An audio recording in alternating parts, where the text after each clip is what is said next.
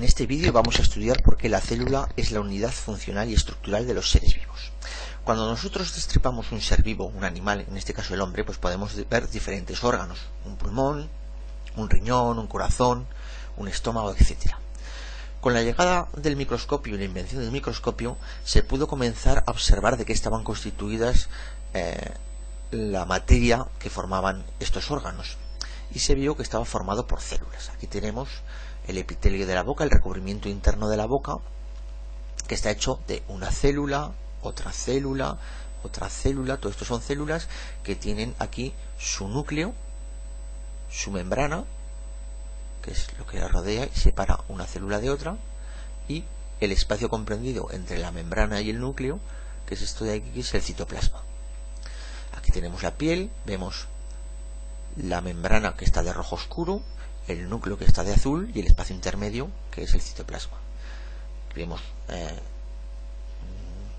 sangre de un mamífero vista a través del microscopio. Estas células son glóbulos rojos, también llamadas eritrocitos, y estos son glóbulos blancos, también llamados leucocitos. Estos son fibras musculares del corazón.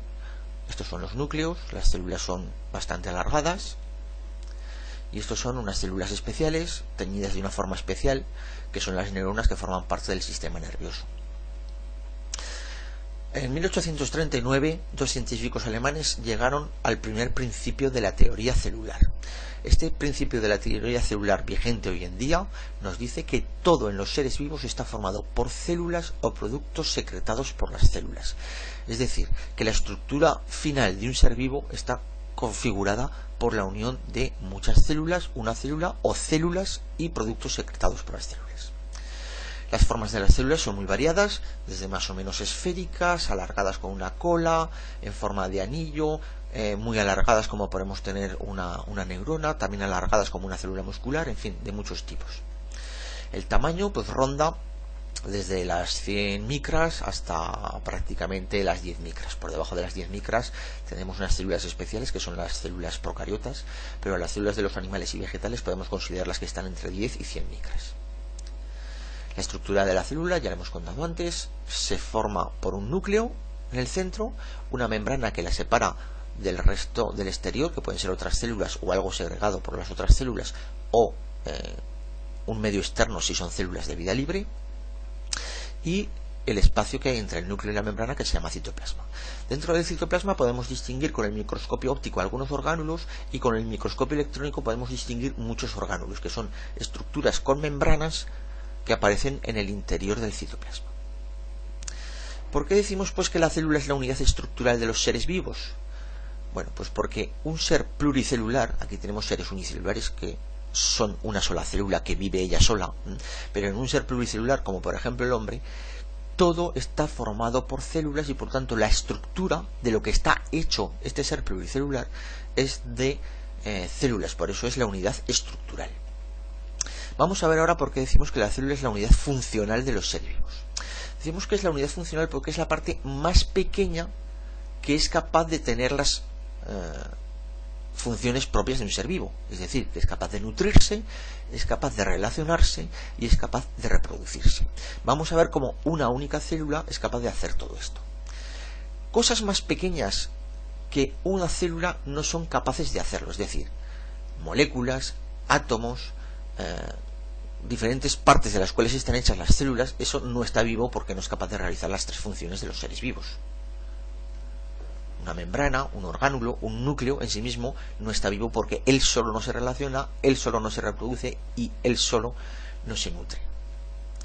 Hay que decir que las moléculas no están vivas y que los átomos naturalmente no están vivos. Vamos a ver cómo se nutren las células. Aquí están las tres formas de nutrirse las células, que son fagocitosis, pinocitosis y a través de la membrana. La fagocitosis la realizan muy pocas células del cuerpo humano, solamente prácticamente los glóbulos blancos. Tienen movimiento propio los glóbulos blancos, como luego veremos, y son capaces de englobar sustancias extrañas al cuerpo humano, como bacterias, virus, etcétera, y entonces los engloban y los digieren, eliminándolos. Este mecanismo de alimentarse englobando, metiéndolo dentro del citoplasma y digeriéndolo y nutriéndose a partir de ellos, se llama fagocitosis. Aquí lo vemos como este organismo entra, es envuelto por la propia membrana de la célula y aquí ya se digiere y se nutre. Aquí vemos un glóbulo blanco, una fotografía con un microscopio electrónico de barrido de un glóbulo blanco que está comiendo esta especie de bolitas que son bacterias del tipo coco. La pinocitosis es muy parecido a la fagocitosis, solamente que las partículas son muy pequeñas y son invisibles al microscopio óptico. Aquí vemos cómo esta célula está formando vacuolas, está formando una especie de saquitos donde está introduciendo material externo, pero aquí no vemos al microscopio óptico que esté metiendo nada. Se supone que hay algún tipo de nutriente que es invisible al microscopio óptico, pero que está haciendo que sea englobado dentro del citoplasma y nutriéndose a partir de él. De todas formas, con mucha diferencia, la forma en la cual se nutren las células del cuerpo humano es a través de la membrana.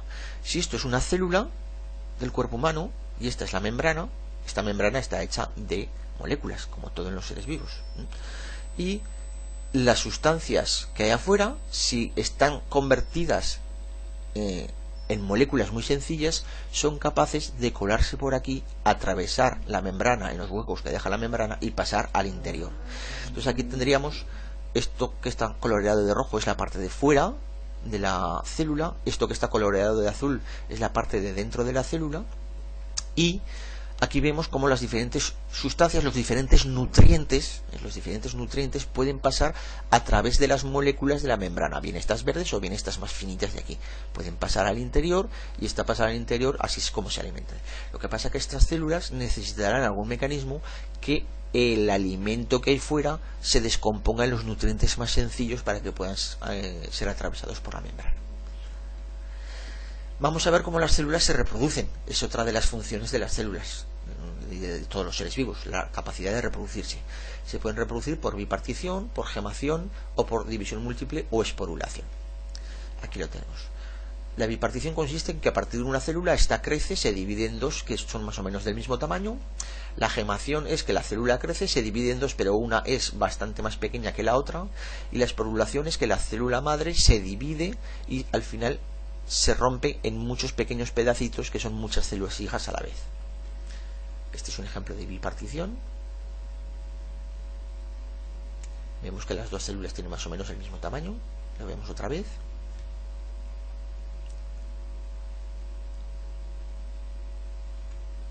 Aquí tendríamos células dividiéndose por bipartición.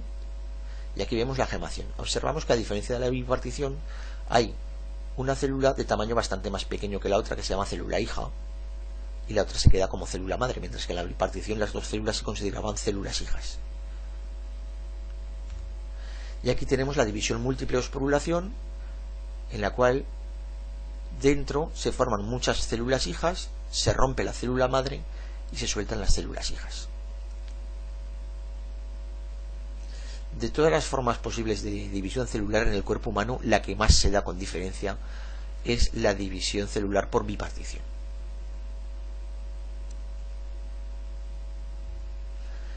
Bueno, ¿qué tipo de relaciones establecen las células? Pues pueden realizar relaciones entre sí ante diferentes estímulos físicos como la luz, la temperatura, la acidez, la presencia de determinadas sustancias, etc. Vamos a estudiar solamente cómo responden los organismos unicelulares, porque es bastante espectacular, ¿no? Vamos a ver qué tipo de movimiento. Las células unicelulares, una de las formas que tienen de responder es con movimiento hacia la luz, movimiento hacia el alimento, movimiento hacia donde hay oxígeno, etc. Entonces hay tres formas de moverse: con pseudópodos, con flagelos y con cilios. Vamos a verlo. Este es un movimiento con pseudópodos. Los pseudópodos son falsos pies, son prolongaciones del citoplasma que son capaces de ser modificadas y que se mueven uniéndose a determinados puntos, estirando y contrayendo el citoplasma. Esto es típico de las amebas, por eso se llama movimiento ameboide también, y en el cuerpo humano sobre todo lo que realizan este tipo de movimientos son los fagocitos. Aquí tenemos un fagocito que estaría moviéndose con pseudópodos y que lo suele emplear para dos cosas: para moverse y para poder englobar a bacterias de las cuales se alimenta, o de virus o de cualquier cuerpo extraño al cuerpo humano. Otra forma de moverse es mediante los flagelos. Los flagelos consisten en un número pequeño de pelillos, que pueden ser 4, 5, 6 como mucho, aunque generalmente es 1 o 2, y que son largos. Esto sirve para que la célula se pueda mover. Aquí tenemos, en este caso es un alga con un número pequeño, pero vemos que los pelillos son bastante largos. Aquí podemos ver una célula del cuerpo humano que contiene flagelo o cola, que son los espermatozoides. Los espermatozoides tienen que nadar a través del útero de la mujer y de las trompas de falopio para llegar a alcanzar esto que es el óvulo, que es otra célula del cuerpo humano. Entonces van nadando y gracias al movimiento de este flagelo. Y el otro tipo de estructuras que permiten el movimiento son los cilios. Algunas células, como esta de aquí, tienen cilios, que son todos estos pequeños pelillos que se ven por el borde del animal moviéndose, y mediante su movimiento consigue dos cosas: moverse y también atraer partículas alimenticias hacia una hendidura por donde entra el alimento. En este caso de aquí, los cilios solamente están bordeando esta zona de aquí, esta especie de corona, y sirven para poder introducir alimento, forman una corriente en el agua que sirve para introducir alimento dentro de la célula. En el cuerpo humano, las células ciliadas existen en diferentes sitios. Uno de los sitios donde más se encuentra es precisamente en las vías respiratorias, en la tráquea, en los bronquios, sí, fundamentalmente aquí, ¿no? Estos pequeños cilios de estas células, esto es una célula, ¿vale?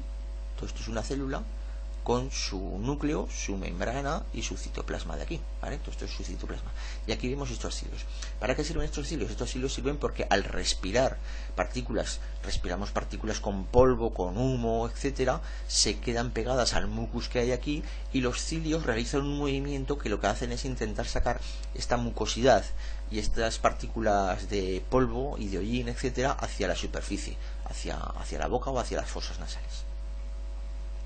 Aquí vemos unos cilios que se están moviendo. Aquí tenemos una fotografía en microscopio electrónico de barrido de estas células ciliares. Esto sería la membrana celular. Aquí está vacío. En este caso en la fotografía esto está vacío. Y aquí vemos la superficie, que son todos estos pelos de aquí, que son los cilios.